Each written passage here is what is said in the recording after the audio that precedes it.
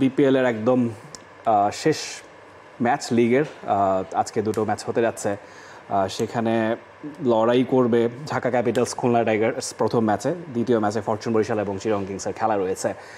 এখনও তো আসলে টপ 4 কনফার্ম হয়ে যায়নি, রংপুর এবং বরিশাল গিয়েছে। চিটাগং কিংস এবং খুলনা টাইগার্স আজকে দিনের অন্য দুটো দলই তো আসলে রেসে ভালোভাবে টিকে আছে।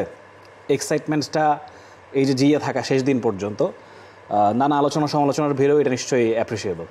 তা তো বটেই, মাঠে ক্রিকেটে অন্তত ঠিকঠাক। আপনি যদি শুধু মাঠে থাকেন, মানে শুধু ওই 22 গজের বাউন্ডারির উপর আশেপাশে, মানে মাঠে ক্রিকেটে কি হচ্ছে সেটা নিয়ে অন্তত সবারই খুশি থাকা উচিত যে জমজমাট সব ম্যাচ। আর দাপুটে ক্রিকেট আমি এমনও দেখেছি যে যারা ভালো বোলার তারাই ভালো করছে। আর এবারের বিপিএলে যদি প্রাপ্তি নিয়ে কথা বলতে চাই তাহলে ওটাই হবে যে দেশি ক্রিকেটাররা, যেহেতু ওই অর্থে বিদেশি মানের ক্রিকেটাররা আসতে পারেনি। আসুন আমরা অটিজম সম্পর্কে জানি, না বুঝেই ওদেরকে বোঝা না মনে করি।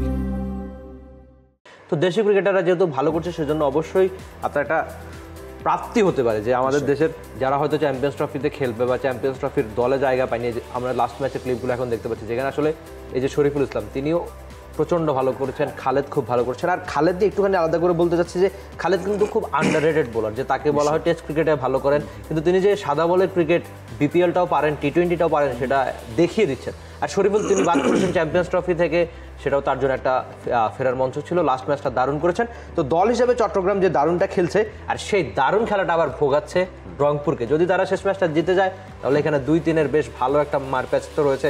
আর এমন সব টুর্নামেন্টের সবচেয়ে বড় সুবিধা হলো 1-2-এ থাকা। তাহলে আপনি যদি একটা ম্যাচ হারেন তাহলে ফাইনালে যাওয়ার জন্য আপনি আরেকটা সুযোগ থাকবে, সেটাই যে কোনো দল লুফে নিতে চাইবে। এখানে আসলে রংপুর আর কিংসের টক্কর।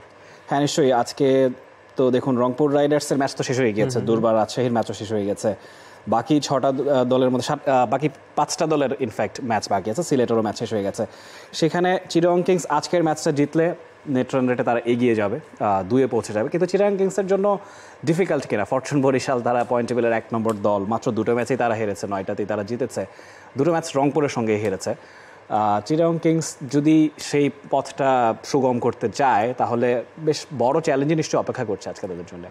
রাফি, আমার মনে হচ্ছে এখানে মোমেন্টামটা অনেক বেশি ইম্পর্টেন্ট। ঠিক আছে, আপনি যেটা বলছিলেন সেটা অবশ্যই যুক্তিযুক্ত, যে বরিশাল এমন একটা দল তাদেরকে আসলে আগে ভাগে বলে হারানো খুব কঠিন, বা ওই নামার আগে অনেক আত্মবিশ্বাস নিয়ে নামা যে ঠিক আছে আমরা দারুণ ক্রিকেট খেলছি। কিন্তু এই দারুণ ক্রিকেটটা আদতেই কিন্তু চট্টগ্রাম কিংস খেলছে। এই কিংসের সবচেয়ে বড় সুবিধা হলো তাদের বোলাররা প্রায় প্রত্যেকটা ম্যাচে ভালো করছে, এমনকি ব্যাটাররা খুব ভালো টাচ ছিল।